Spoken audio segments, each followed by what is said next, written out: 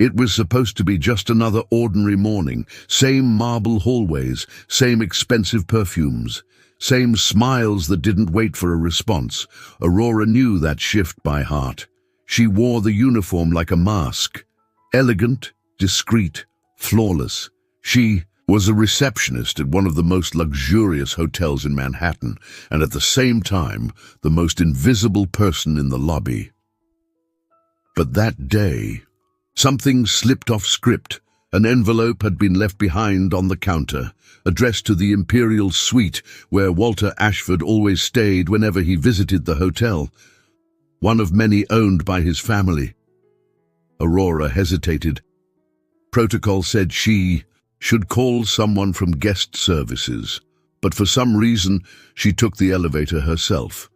Maybe it was the urge to break the routine, or just a quiet impulse, the kind of impulse that changes everything, even before you realize it.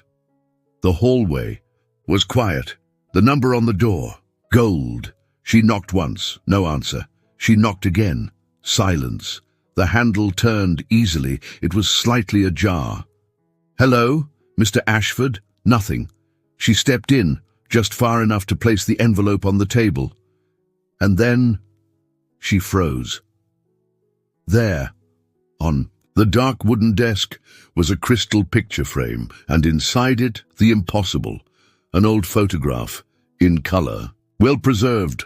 At the center of the image, a woman smiled, with the same eyes as Aurora, same smile, same skin tone, same expression of someone carrying an entire world inside her chest. Aurora rubbed her eyes. Was she seeing it right? It was her mother. There was no doubt, not someone who looked like her. It was her. Aurora felt her legs weaken. Her head spun. For a moment, the world seemed to tilt into silence. Because that photo wasn't supposed to be there. What was her mother's image, so intimate, so personal, doing in the room of the most private guest at the hotel? Stay with me until the end, and take a deep breath. This story is just beginning, and it's going to change you. Aurora went back down in silence, her hands still trembling, but the envelope was no longer with her. She had left it on the desk in that suite, along with a part of her own story she didn't even know existed. But what haunted her wasn't just the image. It was the fact that she had crossed a line, even if she didn't mean to. That frame, that smile, in the suite of a powerful, reserved white billionaire, was the woman who had given her life. Later that afternoon, Mr. Ashford appeared in the lobby, the same as always.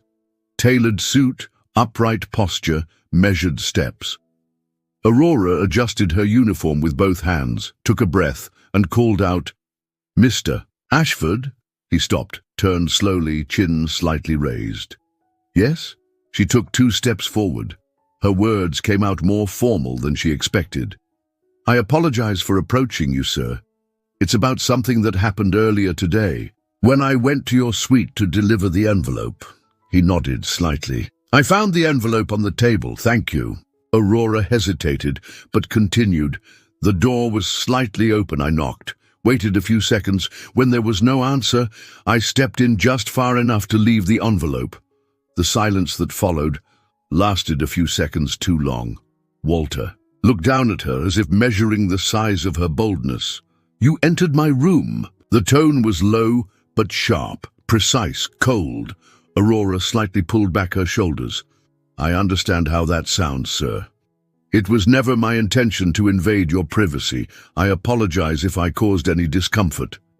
He pressed his lips together. His eyes were hard, as if the mere fact that someone had seen him outside the role of guest left him too exposed. "My suite contains personal belongings. I trust the discretion of the staff. I expect that standard to be upheld." Aurora nodded. Her voice almost failed, but it came through.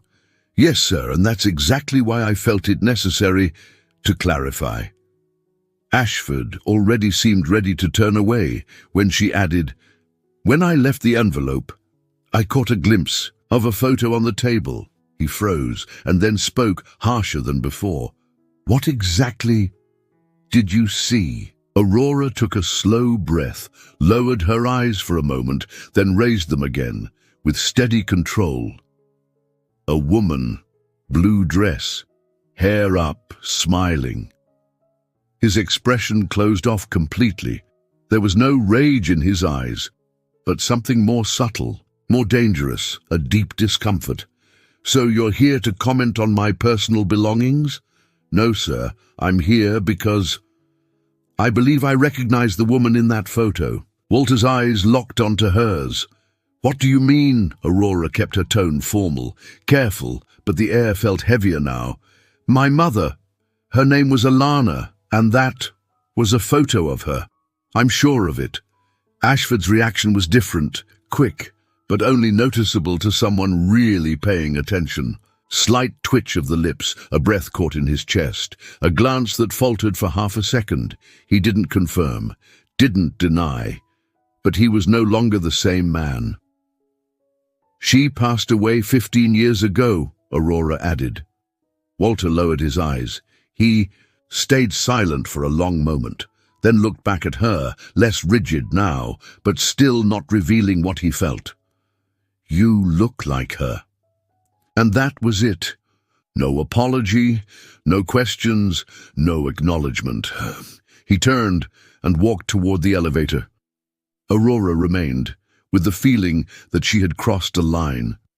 But maybe that was the only way to find the answers no one ever wanted to give. Her Aurora went home in silence. On the subway, the windows reflected a version of herself that no longer looked the same. What she saw in that suite and in Mr. Ashford's eyes wasn't just an echo of the past, of something that had been buried, with the quiet approval of too many people. When she arrived, she went straight to the room where her grandmother kept old things, but this time she didn't ask for permission. She opened drawers, searched through boxes. She was looking for anything. Her grandmother appeared at the door silently, watched her for a while, then stepped in slowly. You found him, didn't you? Aurora stopped. Who? The father your mother never let you meet. She sat down. Her grandmother knelt down, reached into the back of a closet and pulled out a blue cardboard box held together with tape. She asked me to keep. It never wanted to talk about it, but I always felt it was more pain than secret. Aurora opened it. Inside were photos of her mother, very young, smiling with a joy Aurora had never seen on her face, a broken necklace, one Aurora vaguely remembered from childhood, and among the papers, an envelope with a corporate seal. It was a contract, cold terms, numbers, severance clauses, silence, confidentiality, and at the bottom, a signature stamped with a familiar name, Ashford Holdings. Alana had been silenced. They paid her to disappear, and she agreed, not for the money, but out of fear. That night, Aurora didn't sleep. The next day, she worked in silence. Walter didn't show up, nor the day after. Aurora tried to maintain her posture and appearance, but inside, she was only confusion and anxiety. Only on the third day did she receive discreetly a note. If you wish to hear what was never said, I'll be available at 4 p.m. meeting room, 9th floor. 3 days later, she received a note, folded with care, quietly left at the front desk. If you want to hear what was never said, I'll be in the meeting room on the 9th floor. 4 p.m. She arrived on time, not because of the invitation, but because of her dignity. Walter was already seated, eyes red but dry, hands clasped on the table, posture upright, like someone about to be judged. She entered and didn't smile. He simply said, "Thank you for coming." Aurora nodded. She stood for a few seconds, then slowly sat down. Silence. He began, his voice deeper than she remembered. Your mother? Her name was like a thin thread inside me. If someone said Alana anywhere, my body would recognize it before my mind did. A pause. I was just a stupid boy with a big last name. She was the whole world, with an apron around her waist and fire in her eyes. He smiled briefly, but his mouth trembled. She used to laugh at my attempts to be interesting, but I knew. She saw me. Silence. We were together for months, in secret. She used to say a love that had to stay hidden wasn't love, and she was right. Walter took a deep breath. When my father found out, he didn't yell, he didn't break anything. He did worse. He had her discreetly fired, accused her of some made-up mistake, said she no longer fit the team profile. He made air quotes with his fingers, full of contempt, and along with her, he fired a friend of mine, the only one who knew about us, the only one who tried to stop him. Aurora didn't move. She disappeared. I tried, but I was too much of a coward, and then life went on. I got married, but I never forgot. His voice cracked. Years later, that same friend came looking for me, with an old face and eyes. Defeated, he told me she had died sudden illness, alone. Walter didn't sob. The tears just happened. It hurt more than when I buried my wife, more than any physical pain I've ever felt. Aurora didn't hold back either, but her tears were silent. No sobbing, no scene, just hot, steady tears. Walter looked her in the eyes. And if you're wondering why I never looked for you, it's because I didn't know. She never told me. No one ever said a thing, not even that friend. No one knew. He took a deep breath. His voice trembled now. Knowing you exist felt like receiving a gift I didn't deserve. It was as if God had given me a chance to see again the woman I let go. Aurora clasped her hands in her lap. She died without telling anyone your name. Maybe out of fear, maybe out of pride. Walter only nodded, in silence. For a moment, he seemed like he might stand up, but he didn't. And Aurora didn't reach out her hand. The two of them cried together from a distance, like people who know they can't touch yet, but are already, somehow, touched. That day, Aurora came home with her whole body exhausted. But it wasn't physical fatigue. It was as if everything inside her had shifted. She sat on the bedroom floor, the box of her mother's things open in front of her. The photos, the necklace, the letter never sent. Why had no one ever told her? Now she understood the reasons for the silence, for her mother's downcast eyes on payday, for the quiet pride with every small victory, for the constant fear of being judged, even when she was right. Aurora remembered a day as a child when she asked why she didn't have a dad. Her mother simply answered, "Because you don't need someone who didn't know how to stay." Back then she believed it. Now it hurt, not just because of the absence, but because of the stolen story. What else could have been if they hadn't forced her mother to erase everything? In the suite, Walter didn't sleep all night. He spent hours sitting in the armchair, staring at the frame with Alana's photo. He no longer knew if it was a memory or a debt. For the first time, he looked at himself as a father, or at least as someone who had failed to be one. He didn't know what Aurora wanted. Maybe nothing, and he would respect that. But he couldn't let her walk away without knowing. He was there, even if it was too late. The next morning, he wrote a letter by hand and went down to the front desk quietly, without drawing attention. He left the envelope with her name on it, then returned to his room and waited. Not for a reply, but for any gesture that would tell him he could still be near, not as a father, but maybe as someone who had finally found the courage not to run. Aurora read the letter in the staff break room.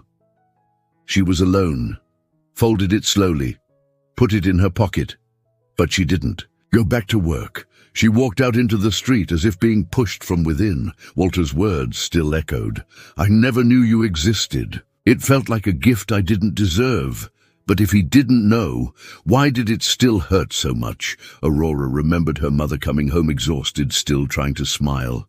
She remembered the swollen legs, the apron that smelled like grease, the bedtime stories that never had an end, the proud voice saying, "You don't need anyone else, my daughter."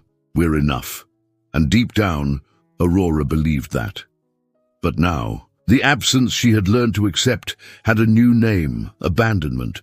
It wasn't just the absence of a father, it was the silence her mother was forced to carry, the fear, the erasure. And then came the question that hurt the most. How can someone love a woman so deeply and still leave her alone? She stopped in the middle of the sidewalk, closed her eyes, and for the first time she felt rage. Not the kind that yells, but the kind that weighs, the kind that hides behind "it's okay," the kind that comes from years without answers, and now, no excuses. In the days that followed, Aurora avoided Walter. She didn't greet him, didn't look him in the eye. If he passed through the lobby, she quietly changed course. It wasn't contempt, it was self-protection. She needed space, not to forget what she had discovered, but to keep from drowning in what she felt. She pretended indifference, but inside, everything in her pulsed with intensity. On the third night, alone at home, she opened her mother's box again. She took the broken necklace, ran her fingers along the delicate chain. She remembered childhood, the sound of the pendant jingling against her mother's chest, and one time, when she asked why it was broken, "Because some things we keep, even when we don't know how to fix them." Back then, she thought it was just about the necklace.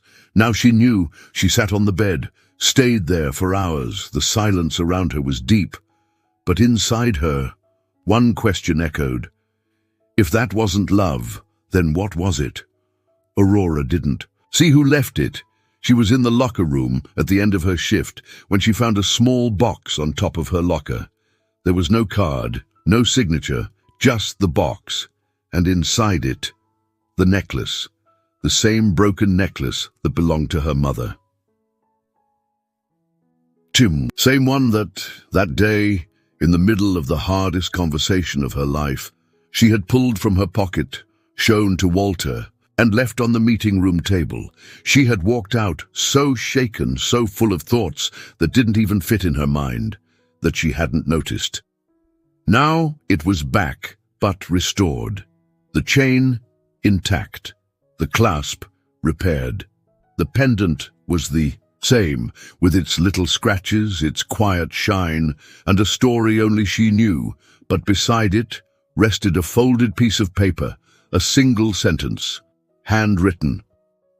"I can't change what I failed to do in the past, but I can take care of what's still within my reach now." Aurora closed the box slowly, and for a moment she felt that time, even twisted, could also be generous. Aurora stopped hiding in the background. She began walking through the lobby with steadier steps, no longer looking away whenever she saw him from a distance. Walter, in turn, respected her silence, until one morning when she was alone in the executive floor's break room, he quietly approached. No paper, no plan, just a man, trying to untie the knots of an entire life. "There's one more thing I need to tell you." She said nothing, but she didn't leave either. Walter took a deep breath, and for the first time since the letter, his voice faltered. "I waited to say it because I was still figuring out how to tell my son about you too." Aurora blinked slowly. "You have a son?" He nodded without turning his head. "His name is Isaac. He's 19, studying engineering. He's a good kid." He paused briefly, then added, "But he grew up in a world I built with the wrong bricks, and now I don't know how he'll react to a part of the truth he's never heard." Aurora stayed silent. She left the break room feeling the floor shift beneath her feet. A brother, a name, an entire future that had never included her. In the following days, she imagined 1,000 versions of that story. She tried to picture his face, his posture, his voice. She tried not to resent him, but failed, until the envelope arrived. Simple, no logo, Her name written by hand. He has the right to know, but only if you allow it. If you're willing, we'll be in the suite at 5 p.m. She stared at that note like it was a mirror, and without really knowing why, she decided to go. At exactly 5, Aurora knocked on the suite door. Walter opened it. He looked composed, as always, but there was something different in his eyes. Fatigue, maybe fear, that it could all be for nothing. "You can sit wherever you'd like. How does he know I came?" "He knows you might come." Aurora sat timidly on the couch. It was the first time she entered that space, not as an employee, but as someone with a voice. The inner door opened. Isaac walked in slowly, jaw tight, hands in his pockets. He stopped when he saw her. "Is that her?" Walter gave a small nod. Isaac let out a dry laugh, almost mocking. "So this is it? You disappear for days, come back acting different, and now you introduce me to this sister?" He turned to Aurora like she was some kind of mistake. "I'm sorry, but is this for real? Because she doesn't even seem... aren't you on the reception team or something?" Aurora didn't move. Her voice caught in her throat. Walter stood up. His voice was low, but firm. "Her name is Aurora, and if anyone here needs to explain something, it's me, not her." Isaac took a step back. "Do you hear yourself right now? Some stranger shows up, no DNA test, no history at all, and you just believe it?" Walter moved closer. "I don't need a test. What I need is shame, because I'm the one who pretended the past didn't exist, and now that it's at my door, I won't make the same mistake twice." Isaac looked away, but didn't leave. Walter turned to Aurora. "If you want to go, I'll understand. But if you want to stay, you have every right." Aurora looked at both of them. Her whole body was buzzing, not with fear, but with something deeper. She didn't say anything, but she stayed. And in that silent room, 3 people breathed the same air for the first time. No affection. No answers, but courage. Isaac remained standing, arms crossed, jaw clenched. Walter, beside him, looked older than ever, but somehow steadier too. The silence lasted longer than expected, and shorter than what was needed to digest all of it. "I still don't know what to think," Isaac said finally, his voice low, tense. "I don't want to pretend this is normal." Walter didn't answer right away. He simply nodded, a slight tilt of the head. "It's not," he said, "but what we do now might stop it from staying that way." Isaac looked at Aurora again, more directly this time. There was no tenderness, but the disgust was gone. "Sorry if I came off harsh. He stopped mid-sentence, and for the first time, he seemed a little more human. Aurora didn't say it was okay, because it wasn't, but she nodded, and in that moment, that was enough. Before leaving, Walter turned to them both and said, "There are things we can't undo, but there are others we still have time to build." Isaac walked out first. Aurora followed, in silence. That night, for the first time in a long time, she didn't just feel longing. She went home with a quiet sense that maybe, one day, there might be room for a new beginning.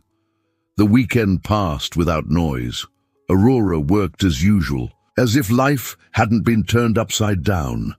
But something in her had shifted. She no longer avoided anyone's gaze, not even her own. It was only on Monday night, after her last shift, that she saw Walter again. He was in the lobby, standing alone, waiting for his driver. Aurora hesitated, but walked over. They stood in silence for a few seconds. She held her usual posture. He stood with lower shoulders than usual. "If I had met you without knowing who you were," Aurora began, not looking at him directly, "I think I might have wanted you around." Walter smiled, sad, surprised, grateful. "Then, let me try to earn that, even if just as a stranger first. And if you ever want, maybe as a father." Too, Aurora didn't reply, but she didn't walk away, and for the first time the silence didn't feel like absence. It felt like space for something that didn't have a name yet, but somehow already existed. Aurora returned to the front desk. The city spun outside, the routine too, but she no longer occupied the same place she once did. Something inside her had changed, not because the pain was gone, but because this time she had space to feel it, and someone had chosen to listen. The restored necklace now weighed differently in her uniform pocket, not as a memory, but as presence, as a living inheritance of everything her mother had endured in silence, and of everything she herself refused to accept in silence again. Because racism doesn't live only in cruel words, it lives in silences, in doors that stay closed, in last names that go unspoken, in connections erased, to protect the comfort of those who already have everything. And the cruelest part is that sometimes that erasure happens within your own family. If you've ever been that person, the one who had to swallow their pain just to move forward, this story is for you. But if you've never had to think about any of this, then this story is especially for you. Tell us in the comments if you've lived or witnessed something like this. Aurora didn't ask for revenge. She just asked for truth. And sometimes truth is revolution enough.